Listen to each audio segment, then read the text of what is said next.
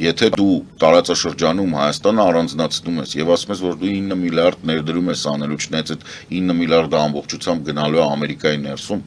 այդ 9 միլիարդից Հայաստան ոչինչ չի գալու, այդ ԿՊ-ականների հետիատ եմ պատմում, դա մոդուլային ռեակտորի գինն է, դա դրա սպասարկման գինն է, ապրանքի տեսքով, նույնիսկ ապրանքը չի, այսինքն բուն մենակ ռեակտորն է գալու, մնացած ասենք կառուցումը բան մնալու է Հայաստանի բյուջեի վրա, այն մնաց այդ 9 միլիարդանոց բան, այդ ռեակտորներն են 3 հատ մոդուլային ռեակտոր եւ 4 միլիարդը 5 միլիարդի դա է եւ 4 միլիարդի հետագա սպասարկումն է այդ թվում ուրան բան եւ այլն եւ այլն։ Եվ դու կախվածության մեջ ես մնում մի երկրից, որը քեզանից շատ հեռու է, որը քո բանը չի ճանաչում եւ որը մեծ հաշվով ֆաշիստական է, որտեղ ասենք 2 օր առաջ Տրամպը նորից հրապարակում է Ամերիկայի Միացյալ Նահանգների քարտեզ, որտեղ Կանադան եւ Գրենլանդիան եւ Մեքսիկան ներկած են ամերիկյան դրոշի գույնով։